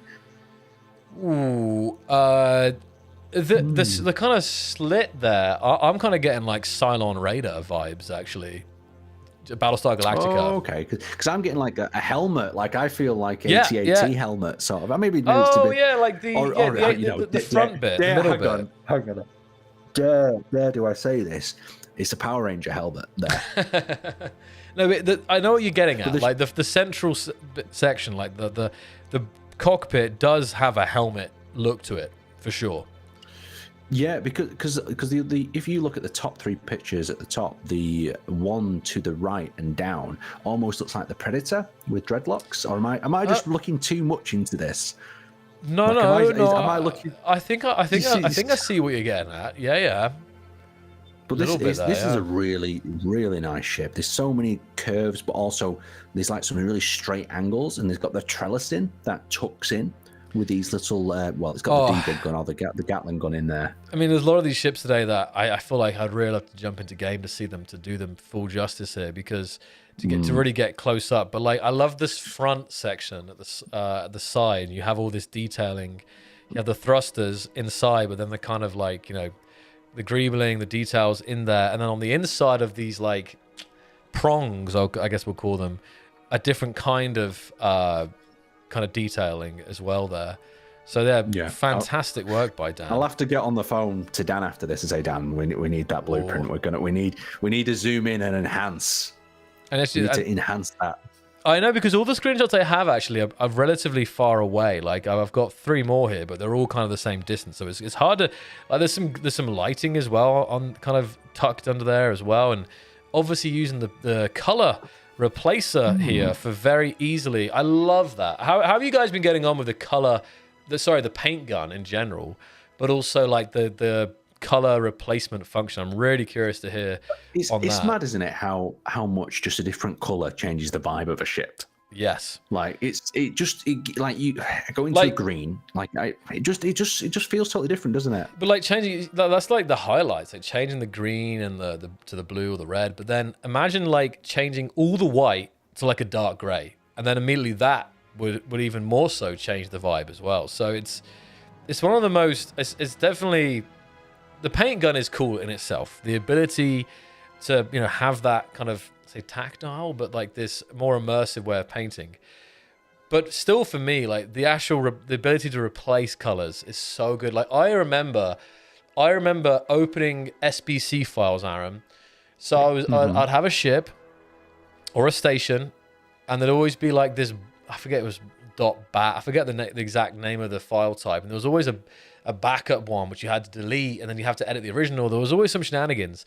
And what you could do in there, each color had has a specific code, right? It has like an RGB value. So what you do is you'd paste a block like a long time ago. When was this? Listen in. Here we go. So you'd paste a block that isn't really placed that often. Let's say like a space ball. Maybe there's something else that's less. And you'd paste the space ball like a certain shade of blue. And then you'd paste another block that's not really used so often, like the decoy block. And maybe this is, but let's say it's not. And you'd paste that like the color that you wanted to replace. Okay, you follow him? So these are 2 separate blocks, just on their own with different colors. You would use the space ball, and inside of like the notepad file, like the SBC file, to find the color code in the game files, basically, say blueprint save for this. And then you would open the notepad. No, sorry. And then in the notepad, you'd find the decoy block and find the color code there. And then you would do find all and replace all inside of this text document. And then you'd save it and then you load it up. Did you follow there? Does anyone else? That is madness. Anyone else know what I'm talking about? But I use this to make game trailers. I never experienced that. So when I was making trailers for Space Engineers 1, I don't know the last time I did it, but over the years I was using this trick to recolor a blue station to green or something. It was a very interesting hack, and I wondered if anyone else was doing that. But Aaron is in shock right there. I'm not sure he fully followed. Yeah, I never even knew that. Like, for some reason, colors just came along one day, and I was like, oh, I can color things now. Yeah, but how would you replace, like, for example, the green station, Aaron, or the red ship? I would sit there going around painting every block. Oh, man, yeah, but when it's all, like, under every nook and cranny and stuff, and it's super hard to, you know what I mean? Like, I get it. I just thought I was part of the experience. Like, I didn't know you could go and do all this thing to replace all blocks, because I know you could also import like whole ships, like doing this technically. You could get a 3D model and then import the ship, and it would kind of flesh it out with blocks. But like for me with the painting, I would just go around and paint each individual block. I mean that's definitely the hardcore way of doing it. I mean, Gamatron was saying that I think they're right. There's mods now in SE1 to replace colors, so it doesn't have to be that painful. But back in the day, I don't think anything was like that, to be honest. How Roni's here? How you doing, Roni? I haven't seen you for like ever. How old is the color? Don't tell me it's like 10 years old and I just never used it for 10 years. I want you to say that actually, Zok, this has only been around for like 3 years. Because I've been making trailers. I was making trailers like nearly 10 years ago, and that's why I'm not sure even back then they had that. Also, I wanted to quickly say there was one question. Someone in the chat was asking, when will it be possible to import ships from SE1 to SE2? So again, Aaron, I'll let you answer that, because I think there might be a group of players who realize that you can't do that. You can do that already. Yes, so you can import a ship from Space Engineers 1 to Space Engineers 2. There is a tool available. I'll go and find the tool for you, but it has been posted in various different places. It's on the website. It's on one of Marek's blogs. If you search that out, if you literally search into Google, the tool will pop up most likely as well. And it's an official tool by us. It doesn't get the ships 100% because not all the blocks are quite compatible from Space Engineers 1 to Space Engineers 2, but it can help you flesh out the overall design. Yes. And that's the key part, really, because with some of these giant ships that people are building, just getting the overall shape across is kind of where you want to start, because if you spent so many hours building that other ship, having it now into Space Engineers 2 where you can bring it to the next level in how it's going to look, we use them 25 centimeter blocks, is all you want to do. So yeah, there's a tool there available if you want to bring a ship from Space Engineers 1 to Space Engineers 2. Yeah. So that's the main thing, just in case you guys missed it. SE Mod is going to grab the link for the tool, so you guys can, thank you very much. Actually jump into that already. But that'll be improving too with time. So obviously now there's, you will have to go in there and do some work afterwards. It'll get you the basic shape and so on. But this tool will definitely be improved as well as time goes on. So the final ship here, Aaron, it's only got 2 pictures. I know you say we nearly always need more, but I couldn't resist. It's hard, that, isn't it? We know when there's a really lovely ship and you have to bring it in anyway. Like, it feels naughty because people have put the effort of getting 4 nice angles and whatnot. But let's see it. Is it emerging on my FeO2 freighter by Helo Hell. Is that right? FeO2 freighter by Helo Hell. Now, what's weird about this? I really, really, really recognize this. Like, we were talking about imports. I wonder if 2 things. Either if this is an import, I'm wondering if Helo Hell was originally, because I thought this was like a Keen ship. I thought this was made by Aragath, one of our designers back in the day, because it's extremely familiar. But I could be wrong. It could just have, similar shapes to it. But it's very nice. The front is kind of smoothed out. You've kind of got this kind of like cargo section on the side. But yeah. I like this. My imagination just struck me as soon as I saw this, and them little things with them cargo sections, I just imagine that they open up, like the top and bottom peel open and it exposes like a cargo bay or even a hangar bay. But it looks very industrial, this ship, almost like, if an oil tanker or some sort of cargo freighter, just got converted into space, it looks all function. Aaron, I say Silver Eagle is saying that this is a Keen ship. This is the rusted freighter from SE1. So that is interesting. That is interesting because we're seeing again this example of what a ship in SE1 looks like compared to if it was imported into SE2. Now I'm sure there was a fair amount of work to make this. Yeah, no, and I'm sure there was a fair amount of work to get this looking how it looks now after the initial import.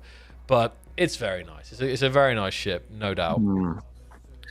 Yeah, it's just a classic design, isn't it? It's like because the other thing is you don't see many people build freighters, but the overall aesthetic, the catwalk that makes you walk across the top. I don't quite know what them little golden things are. Are they just some cargo detailing on the side that they've added in there?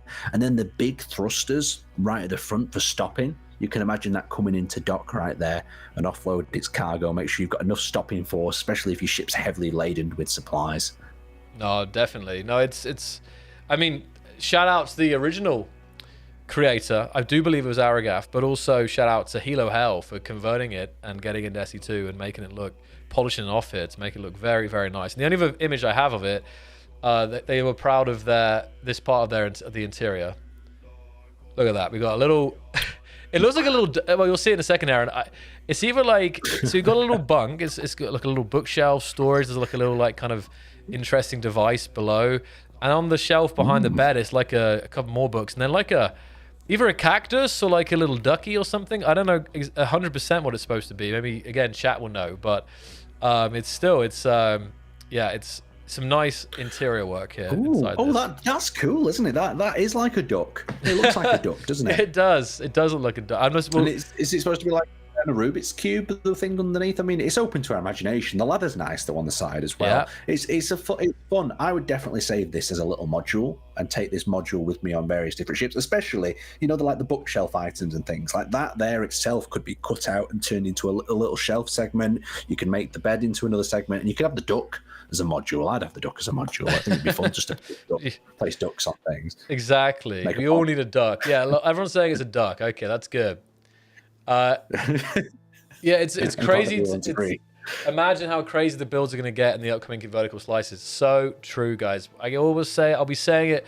I think for at least maybe 4 or 5 more months. We are so early. That's what I want to say. I mean, we still will be early in 6 months' time. Don't get me wrong. But right now we are very, very early. What's that, Aaron? I'm saying someone has brought up a good thing is where can they submit these screenshots? Now, we are still following the hashtag SE2. So if you do post them on social media, we are still hunting for that. But the best place where they can get directly checked, probably daily, is the Discord. If you head over to the Discord, look into the SE2 screenshots channel and post there. I always recommend posting with 4 screenshots so we can have a look at some different perspectives and it gives us something to check about. And then we might even just reach out to you in the future. And with the workshop, who knows what we could do with it, Joel? We could have a real nice tour of them grids. But yeah, get them over on the Discord, put 4 pictures with them, and we'll check out your grid. I can't guarantee we'll check every single one out, but we can have a good look. There's so many. So yeah, and Snowfox, yeah, just in general, definitely... I would say this is another reminder for all these streams. This has always been the case, be it years ago and today. We're not ignoring, just there's always a lot to get through and a lot to talk about. So I will address, though, what you're bringing up. We need more ways to make damage, not less. So you're talking about the idea of the debug tool or weapons. Is that what you mean? I'm just curious. Maybe he wants a flamethrower or something. In the meantime, I'm going to load up the game, guys, because you can carry on. I'm just going to load up the game, and we're going to look at one ship, because we are approaching 2 hours here. So we'll look at one ship in-game, because it feels like I've got to at least open the game once today. But yeah, because I was going to say, how much damage experimentation have you done, Joel? Because I've had a bit of a play with doing some naughty damage with drills recently. Just seeing how effective drills are. Yeah, this is the thing. It's fun causing damage with things that are not traditionally used to cause damage. And I've also had a bit of a play with kinetic weapons and building my own sort of expert. It's like a proper reminisce to them old days where now I'm throwing blocks at high velocity at things, trying to create some sort of high damage impact. So it's quite an exciting thing. Have you had much play with doing any of your own custom damage just yet? I haven't. No, I actually haven't yet, Aaron. That's something that's I've got to get on, to be honest. And I know that I'm still kind of waiting for people to. I think it has been done, but I think you know this as well. But the experiments of damage, right? People kind of combining things in different ways and then testing it out and stuff like that. So I think that's also a big one. So I'm just seeing what because I mean we can. Because I'll quickly touch on that while you're loading things please. up. Yeah, I'm just trying to see what's the main thing that I've seen a lot of testing for at the moment is people trying to work out, is a larger armor block better for protection than using multiple small armor blocks? I mean, I'm sure we'll see some sort of evolution of these armor blocks and balancing out in the future, but these are like quite exciting tests that you can do using all the 25 centimeter cubes to make an armored protection block, or using the larger block and then putting or staggering these blocks in front of each other to see what absorbs the impact in the best way. And on top of that, you can also have a play building your own sort of missiles, and building your own sort of missiles, strapping it to the bottom of the ship, the landing gear, and then launching it and watching it cruise towards a target. I mean, in this very simple way at the minute, where you've kind of got, it's like a dumb rocket. It's still quite a fun experience to do. What? Sorry, yeah, I'm just having. Oh, now it's loading. Sorry, it was. I had to reinstall the distributable, but now it's loading. Very. Yeah, because it'll be interesting also to see is with the workshop. I'm sure we'll get our first wave of player weapons as well, where players have spent some time experimenting in their own worlds with their own kinetic weapons, and they find their first sort of way of how they're going to smash into a ship and try and damage that grid. There's going to be a lot of experimentation in that area. I've seen some chains as well. I'd be really interested to see what throwing one of these massive interlinking chains at another ship would be. But for the moment, I don't have the time to build a massive chain, but I know someone will build it on the workshop. So once it's available, we can throw these chains at ships, see how it affects the damage. If it rips them apart, we'll just have to see. Especially with the speed limit now increase, it means that when two ships smash into each other, the speed limit, it's almost doubled, isn't it? So we'll have a 600 meter per second collision, if I'm correct with that, Joel. Ooh. Or did I catch you off guard? You caught me off guard. I'm sorry. I'm trying to load this. Sorry, it's all good. We'll add this to the chat. Well, so technically, if there's two ships both traveling at 300 meters a second heading towards each other, that means we'll have a 600 meter a second collision. Oh, difference. Between yes. If they're both opposite. I mean this is a whole new area as well, where we could do some testing, where we could impact ships at different speeds and see what sort of damage that's going to be done to them. Because it'd be interesting if there's two ships traveling at under 20 meters a second and they impact each other. The impact is not under that amount, but the ships are traveling at underneath that amount. So there's no damage being done on either of the ships. So there's some quite complex things you can do with the damage. No, I say already. So there's lots of things you can get done with the damage. And I'm just sorry, guys. I'm terrible at sometimes multitasking. I'm just like trying to figure out this. Ooh, because it looks like I've buggered up the save a little bit, and it auto saved after I crashed the ship. So it might have to. Let me see. Oh. We've all been cut out by an autosave at some point. No. I mean, again, this is a build I can probably find again from the community, but I don't think I actually had it. You prepared it and broke it.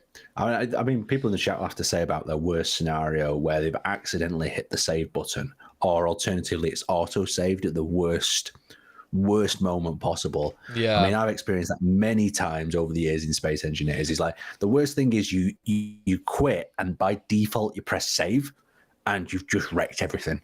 You've just done a big damage experiment and then you hit the save button. The absolute worst. Or have you ever done a massive like machinima sort of like replay and then you've accidentally saved it after the characters have done all the movements? I have definitely done that too, and it also makes me cry. Yeah. Oh man. Yeah. The worst thing is you've got if you got the case where you've not got any blueprints, you've not got any way of it left, and you just sat there. Like the amount of times that I've done that by mistake to myself, and I've just walked away for 10 minutes and been upset that I've just deleted my own creation pretty much. Yeah. And then you come back and you end up building it better, but it's just sometimes a bit, yeah. This is why you don't put or leave autosave on. It happens though. Sometimes we just forget. We're just so keen to get building. Yeah, I know. I think we've. Oh no, man, it's funny. Apparently, like all these saves are when I crash the ship. I'm trying to a library of damage. Yeah. I'm just trying to find, because if you guys didn't know, there is already a backup system in the game. It's just not inside the game. Like if you open the save files inside of the kind of file browser, the backups are there. So I'm looking at the backups for this world. But let's see if this works. But yeah, you need to, let's see.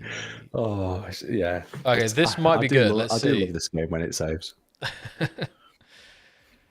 This was either like I looked at the thumbnail. This is either just before I crashed, or when I was kind of poking around.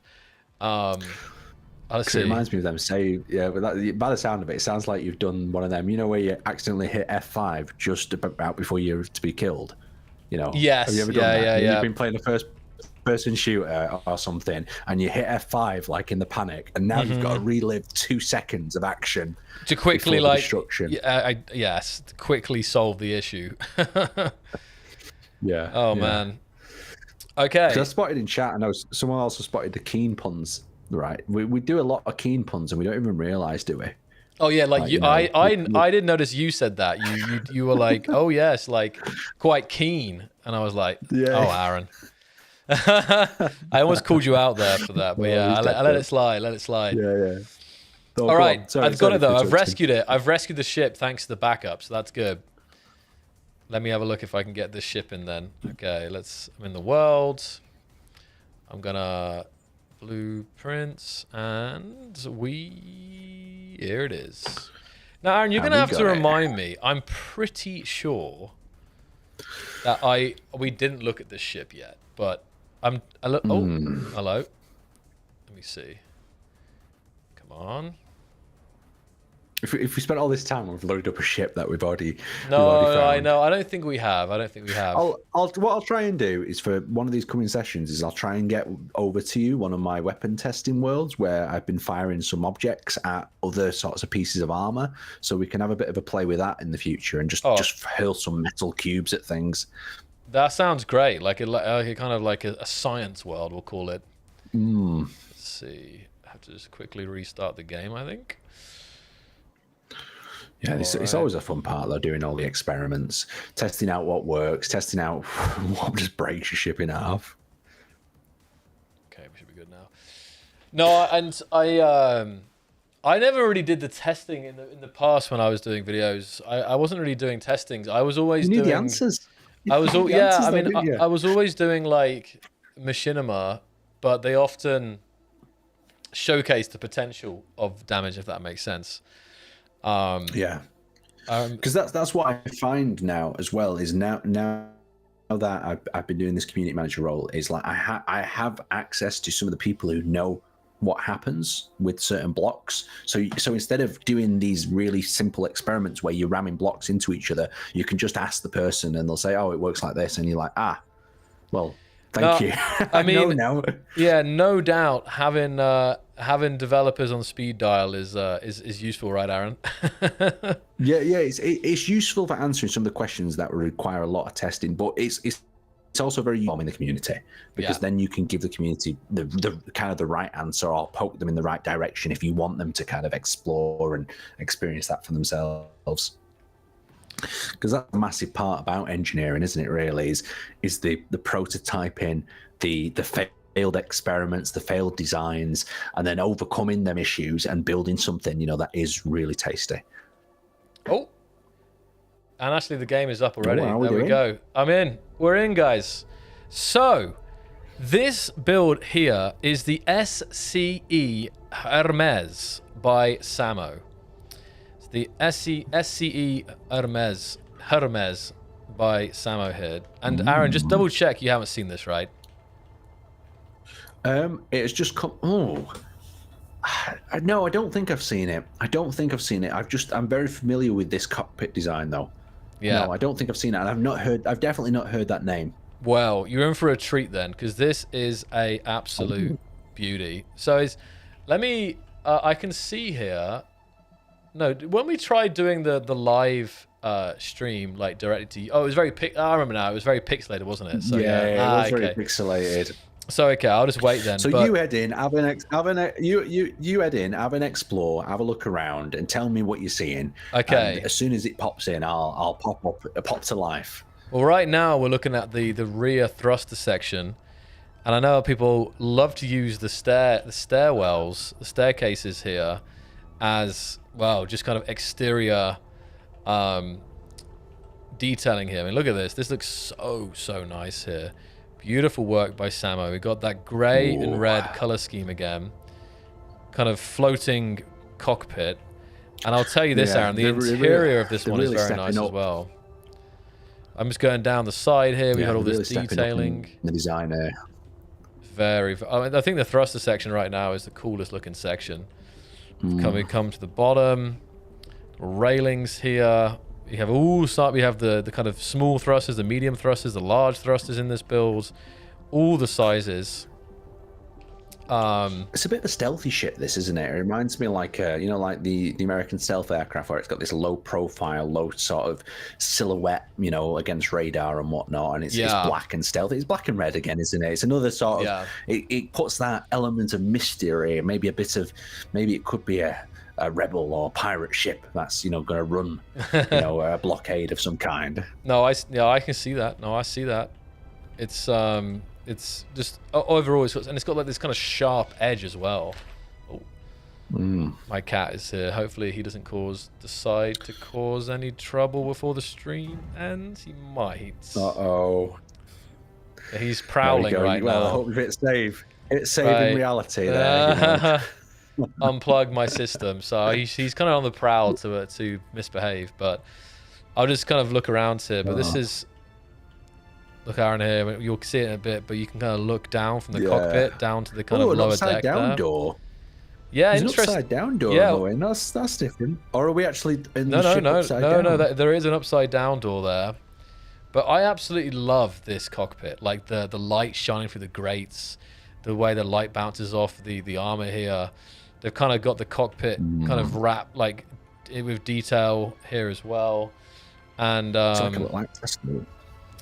If you just look down this, the kind of shape of the ship is interesting. It's this kind of diamond shape interior. Would that be a good way of describing it? Yeah, there's a curve to it though, haven't they, as well at the same time? It's not quite diamond, but it's curved. It's got a nice shape to the hull. And you are right though, the shadow and lighting that's being cast through some of them grates and them windows is really bringing that design to life. And the little additions they put to the side of the cockpit as well. Yeah, the little coffee holders. Yeah, some really nice detail in there. They've got an array of buttons. They've got that warm ambient light that radiates down the hull. The windows are even a very unique shape, aren't they? You're not your traditional looking windows. Well, you sort of design. This is actually one of the builds that I'm like, wow, man, we need smaller windows to make, because these are like little portholes almost. Like you see them down the side, just little holes, not very big at all. You can kind of see the light coming in here, but like, they're actually open holes right now because there isn't an easy way to put glass in there. But man, if you just had a bit of glass in there just to kind of seal up the ship. Oh yeah. That's exactly what it needs. Some small glass blocks. That's what I keep hearing the community asking for. Exactly. And if you come back here, we have like that's a nice view though. Yeah, you saw the view looking out the red ship. Yeah.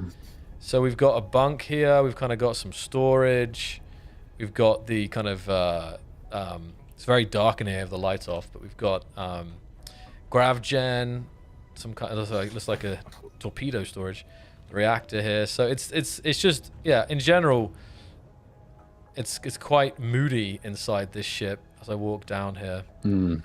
But yeah, it's nice though, isn't it? It's got that nice sort of, I mean, if you turn your headlight lamp lights off, you probably even get a bit more of an idea of just the mood and the darkness. How dark it is. Yeah, no, it's really dark with the lights off. Yeah. Because at the back, I was unsure if that was a bunk or something else, but it's just a bit of racking they've built, isn't it?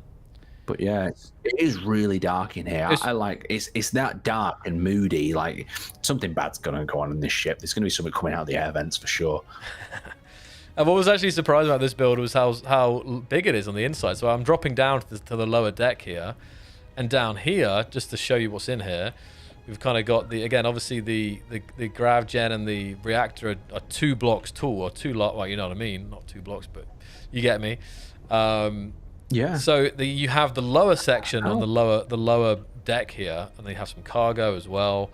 So yeah, really. How do they even fit this in? Like this is like from that top floor, it felt like it should only be 1 deck, but there's a whole new level to it. This is lovely. Like it's just how they've even fitted this in. And there's a kitchen. It's even got a little kitchen here, Aaron. So we come up here, we got the fridge. There's a fridge door, the door handle. We got the stove there, and the kind of tap. Got like a little shelf, and you're gonna got the checkerboard. So even like a little kitchen inside of this ship. So this is like I'm seeing this as like a solo, exploring vessel, maybe a smuggling vessel. Who knows? Because it kind of looks fast and speedy. You got that cargo at the back, but yeah, this has got everything that you need to kind of live on a ship. And you've also got those little windows as well, kind of aiming down here with the. I do love that. And I love that when people think about like all the areas. Yeah. Like what they have in. They're gonna have a kitchen. I'm gonna have my toilet. I'm gonna have a maintenance room here because this one's got a lot of these little armored blast door walls, but with the little thing as a window or a lighting element. Down here. Yeah, look at that. That's exactly what they've done, Aaron. They've put 2, one up, one down, but they're using the little cutout for having a light behind to kind of shine through there. So if I'm doing a mix of turning off my spotlight so you can actually see what's being placed, but also off so you can kind of see the mood down here. So yeah, and then this section here again, we've got these gyroscopes and button panels either side. Very mood-esque, very nice.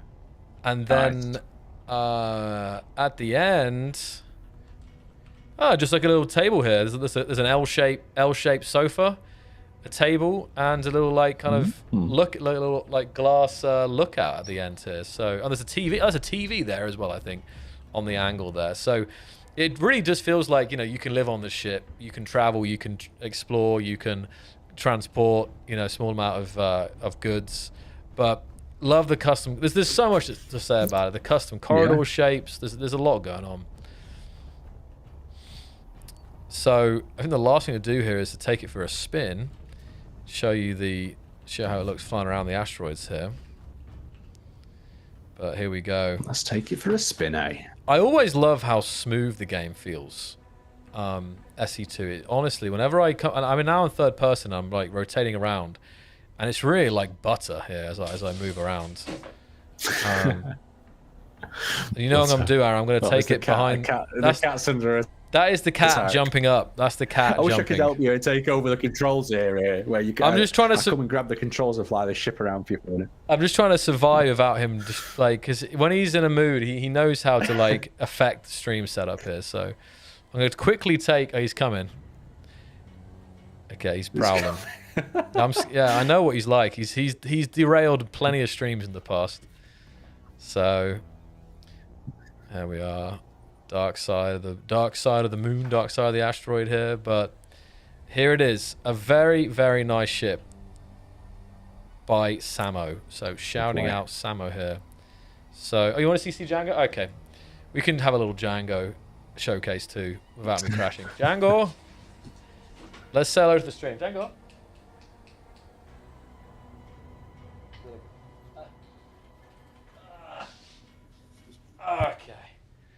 Okay, here he is. Ooh. All right. What do you think about all this, Django? What's he up to, eh? What's he up to? I was seeing if my my little dog was about, but he's snoozing as per usual. Pet showcase. Yeah, he wouldn't. I'm afraid he's so polite, Mr. Rupert, that he wouldn't want to disrupt the stream.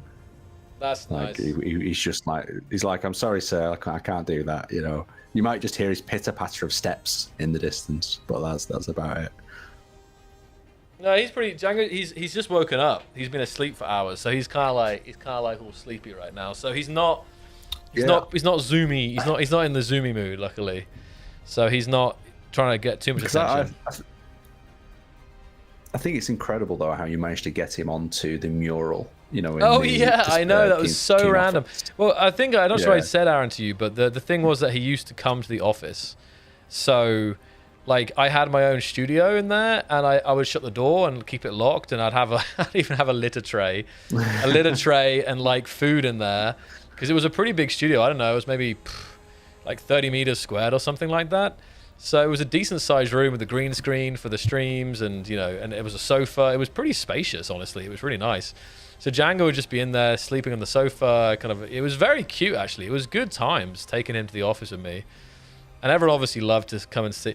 Honestly, it feels like a dream. Like it's when I think back to those days, it's like a blur. I can barely remember it. I can just remember it. But it was like I don't know how many years it was, but it was a lot of time. And people would come in and see Django, and he was pretty young then. So stuff like that, I get nostalgic about. Obviously these days nearly everyone works remotely, but yeah, the office era. The office era definitely had its perks, I'd say. So yeah. Oh yeah, it is lovely. It's lovely to see how far Space Engineers has come, and now that we're in the new era of Space Engineers 2, Django is still there. He's still there, still there meowing. Yeah, exactly. Well, Aaron, did you catch what he said though? Did you catch what he said about what's happening next Monday? There we go. Wait, well, Django. Oh yeah, Django. Do you want to come? Did you hear about Monday, Django? On Monday, we're releasing the Steam Workshop. It's absolutely incredible. I don't know. Let me come in here to the... We'll come off this. And we'll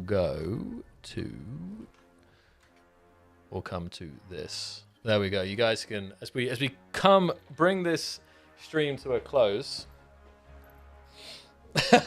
we can get a closer up here. Django. So, Aaron... It has been a wondrous stream. It has been. Thank you so much for joining me again. So much.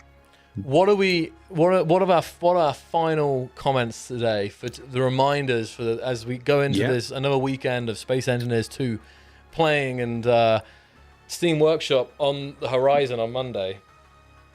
So the first thing I'll say is make sure you tune into the stream on Monday when we release Vertical Slice. 1.1. And more importantly, sorry, did I cut out on that point? Yes, when we release Vertical Slice 1.1. And more importantly, if you want to provide your feedback, your suggestions, jump over to our support area.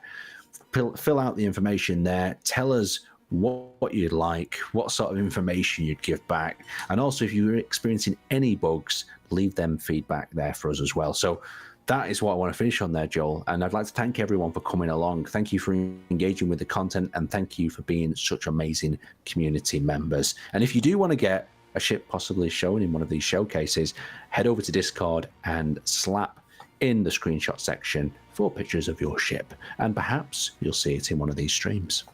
Exactly. Couldn't have said it better myself, Aaron. So yeah, get hyped, guys. Steam Workshop coming Monday. It's going to be wild. The community's going to absolutely pop off on that. I know it for sure.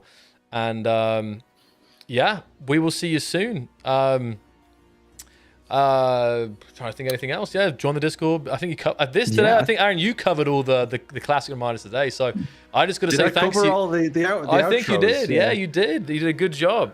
All right, hold on. I'm just going to let Django get off here. So yeah, but what I'll just echo is thank you guys. Thanks to the community for tuning in today. And big shout out again to all the showcasees, and just in general everyone who's sharing the awesome content around the community. So, and Zeppio's here. Zeppio, good to see you. It was awesome checking out your build today. Zeppio was the Behemoth, I think that was Zeppio. So very cool to see that, Zeppio. All right, guys. See you soon. Yeah, maybe on Twitch, we can raid another Space Engineers streamer. So yeah, we'll do that. We'll see you next time, guys. If in doubt, jump, drive, out. See you on Monday. Bye. Bye. Meow. Exactly. Yes, that that message.